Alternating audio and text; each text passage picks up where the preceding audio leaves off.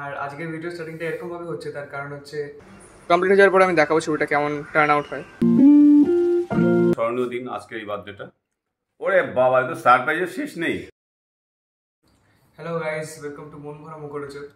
আর আজকের ভিডিও স্টার্টিংটা এরকম ভাবে হচ্ছে, তার কারণ হচ্ছে আমার এতদিন এক্সাম চলছিল, আর এক্সাম জাস্ট কালকে শেষ হলো। আর কালকে 2 তারিখ, কালকে হচ্ছে আমার বাবার বার্থডে। সো আমি একটা সারপ্রাইজ অ্যারেঞ্জ করার কথা ভেবেছি।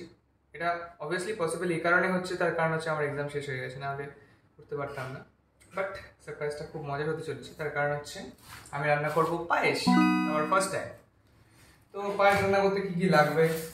তেজপাতা বাজার থেকে কিনে নিয়ে আসা হয়েছে। এটা হচ্ছে আমার গোবিন্দভোগ চাল, এটা হচ্ছে আমার বাতাসা। আমি চিনির জায়গায় বাতাসা ইউজ করবো, তাহলে কী হবে, কালারটাও আসবে, আবার টেস্টটাও অবভিয়াসলি আসবে। চিনি ইউজ করার থেকে বাতাসা ইউজ করাটা বেশি বেটার। লাগবে একটুখানি মিল্ক পাউডার। মিল্ক পাউডারে কী হবে, পায়েসের যে কনসিস্টেন্সিটা আছে সেই কনসিস্টেন্সিটা কিন্তু খুব ভালো আসবে। আর লাগবে কাজু কিশমিশ। কাজু কিশমিশ খুব বেশি লাগে না, অল্প হবে, অল্প হলেই হবে। ঘি, আর তার সাথে একটুখানি দারচিনি, আর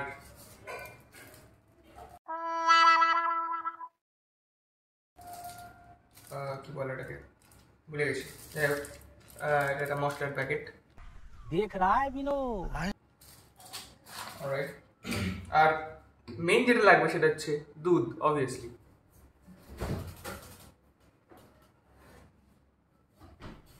তো আমরা 1 লিটার দুধ ইউজ করবো, আমুল গোল্ড। আমরা 1 লিটার দুধ গরম করতে হবে আমাদেরকে। আমুল গোল্ডের কনসিস্টেন্সি কিন্তু প্রচণ্ড কী হয়, ঠিক হয়। তো ওই কারণে কী করতে হবে, আমরা এটা কমপ্লিট 1 লিটার ইউজ করবো না, আমরা এর সাথে একটুখানি জল মেশা হতে হয়, কারণ সে এত ঠিক কনসিস্টেন্সি প্রথমেই হলে কিন্তু অসুবিধা হবে আমাদের এক্স্যাক্ট কোয়ান্টিটিটা বুঝতে। তো আমরা কী করবো, পুরো কমপ্লিট 1 লিটার আমরা ইউজ করবো না, এখানে আমাদের সাথে জল মেশাবো। চলো গরম করা যাক। খুব বেশি হাই ফ্লেমে গরম করবো না, আস্তে আস্তে আমরা গরম করবো এটাকে। দুধটাকে কিন্তু গরম করতে করতে কিন্তু দুধটাকে নাড়তে হবে, নাড়লে কী হবে, নিচে দুধের যে ইয়েটা হয় সেটা কিন্তু নিচে আটকাবে না। আর দুধটাকে অ্যাটলিস্ট এতটা গরম করতে হবে যে যাতে আঙুলটা চোয়ানো যায়।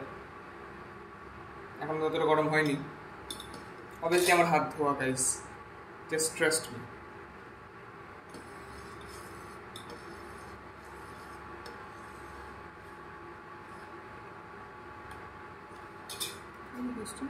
क्या बात है। দুধটা কিন্তু মোটামুটি গরম হয়ে গেছে। আমি কি করব, 4-5 হাতা দুধ আমি কি করব, আমি একটা বাটিতে তুলে রাখবো। ওই দুধের সাথে কিন্তু আমরা কি করব, আমরা ওই মিল্ক পাউডারটা মিক্স করব, তাহলে কি হবে, কনসিস্টেন্সিটা আসবে, খেতে কিন্তু খুব টেস্ট হবে।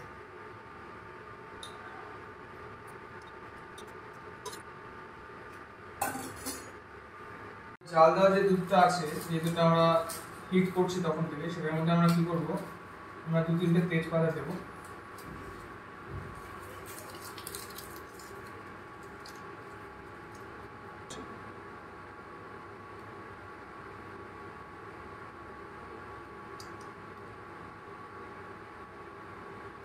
আর এবার কি করবো, আমরা দুধটাকে আমরা লো ফ্লেমে কিন্তু জাল দিতে থাকবো।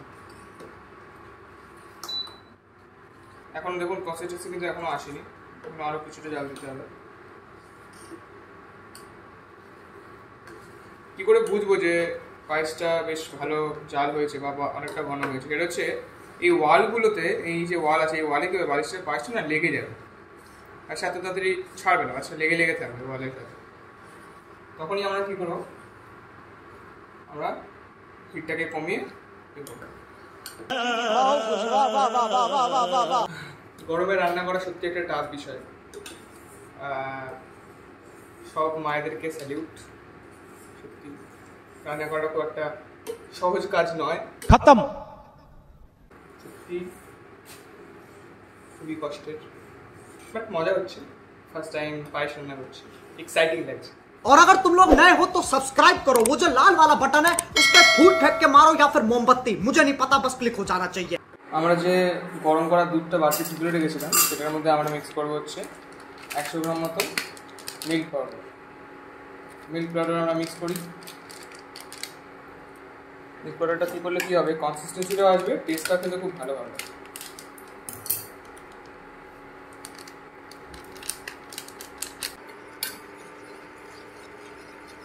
হ্যাঁ, 50 গ্রাম মতো গোবিন্দভোগ চাল নিয়ে নেবো। বাটিটা মনে হচ্ছে একটু ছোটো হয়ে গেছে, একটু বড় সাইজের বাটি ইউজ করবো আমরা।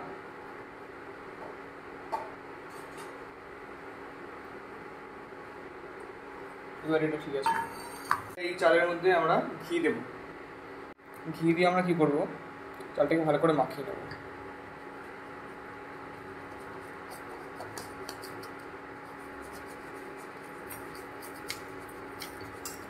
এটা করলে কি হবে, আমরা যখন চালটাকে পায়েসের দুধে দেব তখন কি হবে, চালটা কিন্তু লেগে যাবে না।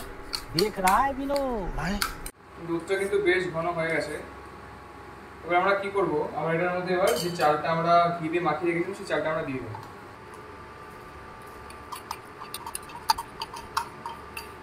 যেটা আমরা ঘি দিয়ে মাখিয়ে রেখেছিলাম ওই কারণে কি হবে, চালটা কিন্তু লেগে যাবে না,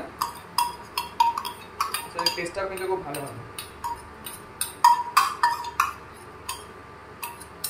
কি করবো আমরা, আমরা যে মিল্ক পাউডার গুলো যে দুধটা রেখেছিলাম সেই দুধটা কিন্তু আমরা এর মধ্যে দিয়ে দেবো।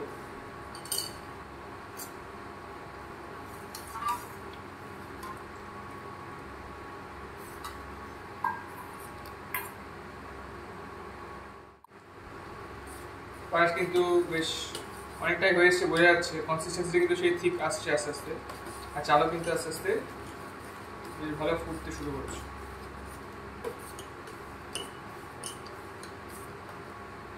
একবার বানানো শুরু করলেই বোঝা অটোমেটিকলি আইডিয়া হয়ে যাবে যে কতটা হিট দিতে হবে বা কতটা লাগবে সময় তৈরি করতে। তো কন্টিনিউয়াস কিন্তু নেড়ে যেতে হবে, না নেড়ে গেলে কিন্তু হবে না।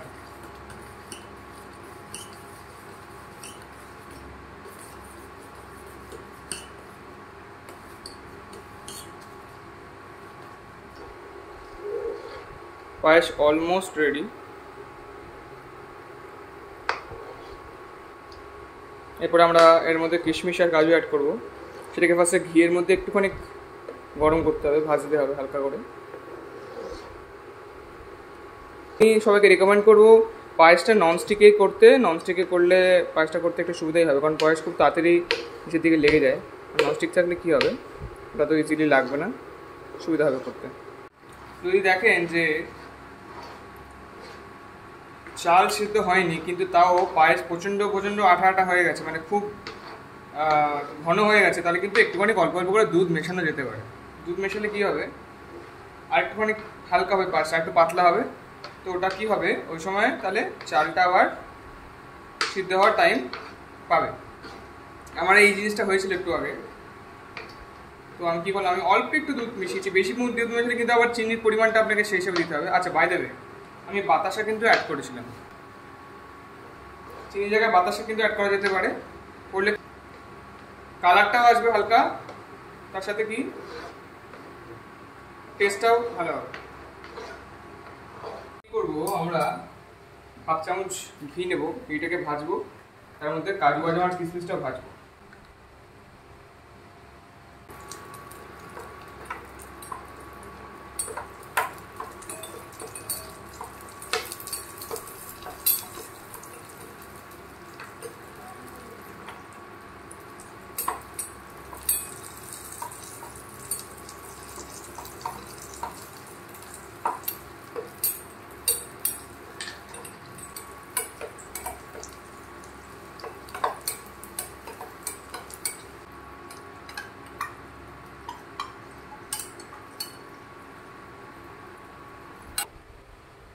গাইস, আমি পায়েস রান্না করে ফেলেছি ফার্স্ট টাইম। मजा आया। আর আমি একটুখানি টেস্ট করে দেখেছি, টেস্টটা সত্যিই ভালো হয়েছে। আমি সত্যি এক্সপেক্ট করিনি যে আমি এত ভালো করব ফার্স্ট টাইমেই। ওকে গাইস, পায়েস রেডি হয়ে গেছে। আর that is not the only gift I am giving to him. আরও একটা গিফট আছে, আমি একটা পেন্টিং করছি। পেন্টিংটা সত্যি মানে যে ছবিটা থেকে করছি, ছবিটা আমার কাছে একটা মেমোরি, খুব ভালো একটা মেমোরি। কারণ লাইফে ওই টাইমটাতে আমি সত্যি খুব মজা করতাম। আর যখন আমি ছবিটা দেখি তখন আমার আগেকার দিনের কথা মনে পড়ে যে আমি বাবার সাথে এনজয় করতাম, ঘুরতে যেতাম। আমি দিল্লি গেছিলাম অনেক ছোটোবেলায়। এই ছবিটা মোস্ট প্রবাবলি 2011 বা 2012 হবে। এটা রেড ফোর্টের সামনে। অ্যান্ড এই ছবিটা আমার কাছে সত্যি খুব একটা মেমোরি। তো সেই ছবিটা আমি করছি, কমপ্লিট হয়ে যাওয়ার পরে আমি দেখাবো ছবিটা কেমন টার্ন আউট হয়।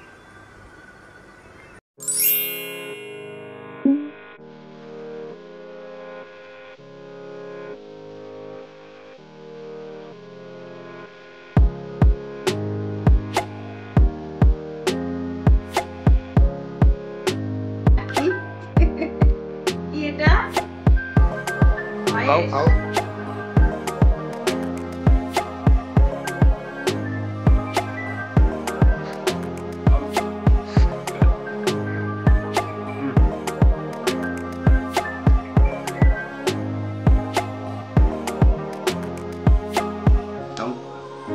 মাকে দাও।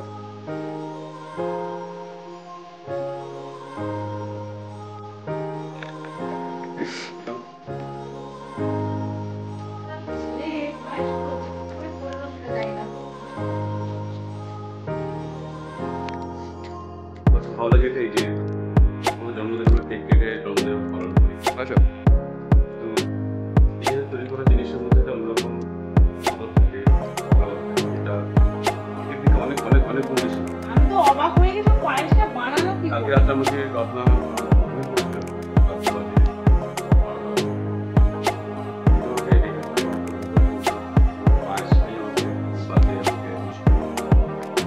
কেক কেটে করি। এটা হয়তো আমাদের আমাদের অভ্যাস হয়ে গেছে, কিন্তু আমি মনে করি আমাদের বাঙালিগানায় জন্মদিন পালন করার মধ্যে একটা অন্যরকম ঐতিহ্য, আদর থাকে বা ভালোবাসা থাকে, যেটা আর থেকে থাকে না।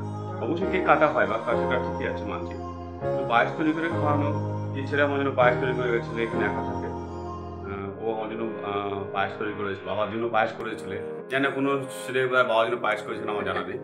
তো এটা আমার কাছে একটা স্মরণীয় দিন আজকের এই বার্থডেটা, যে আমার ছেলে আমাদের পায়েস করেছে এবং আমাকে উইশ করেছে আমার বার্থডেটা। এটা আমার কাছে খুব একটা ভালো দিন, খুব ভালো খেতে হয়েছে পায়েসটা। সত্যি আপনারা খেতে পাচ্ছেন না, আমি খাচ্ছি, আমি বুঝতে কালারটা পারছি। বাতাসা চিনি জায়গায় বাতাসা এসেছে। অসাধারণ খেতে হয়েছে আমি এবং সত্যি বলছি। সুন্দর একটা ফ্লেভার। দাও একবার মাকে দাও।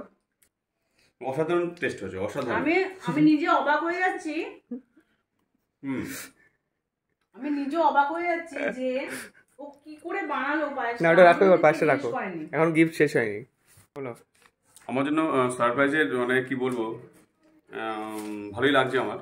খুব কম সময় ছিল, কালকে শুধু সকাল 6টা থেকে দুপুর 4টে পর্যন্ত আমি করতে পেরেছি। ওয়াও, ওরে বাবা, তো সারপ্রাইজের শেষ নেই। দেখি মানে কি বলবো, আপনারা দেখলে অবাক হয়ে যাবেন। আমি রোহনকে নিয়ে সেবার দিল্লি গেছিলাম, আই মিন আগ্রাতে। তাজমহলের সামনে আমাদের একটা ছবি ছিল, ফটোগ্রাফি ছিল, যে ফটোগ্রাফিটা আমি পরে পোস্ট করবো আপনাদেরকে। সেই ফটোগ্রাফিটা ও এঁকেছে আমার জন্য। এটা হচ্ছে তেমন একটা ছবি, এটা তো ওখানে সারা ধরে এই ছবিটা এঁকেছে, বুঝতে পারছি আমি। এই ধরনের ছবিগুলো করতে প্রচুর সময় লাগে। এটা আমার তাজমহলের সামনে দাঁড়িয়ে ছবিটা আমরা তুলেছিলাম, তখন ও খুব ছোট ছিল। সেই ছবিটা ও আমাকে গিফট করলো আজকে। এটা আমার জীবনের একটা শ্রেষ্ঠ প্রাপ্তি। মানে কি অবস্থা। পূর্ণ হয় না, অসাধারণ অসাধারণ অসাধারণ। এর কোনো আর মানে কি বলবো, অসাধারণ। এবং আমার ফেসটাও খুব ভালো এসছে, রোহনের ফেসটাও ভালো এসছে, অসাধারণ। মানে এর আর কোনো তুলনা হয় না। মানে এই গিফট আমার জীবনের শ্রেষ্ঠ গিফট। এটা আমি সকাল ভোরবেলা আগের দিন 6টা থেকে বসে 4টে পর্যন্ত, কারণ বিকেলে তো বেরিয়ে গেলাম, বিকেলে 4টে পর্যন্ত করে ক্যান্টিন খেতে গিয়ে তারপরে আবার ফ্রেম করে এনেছি।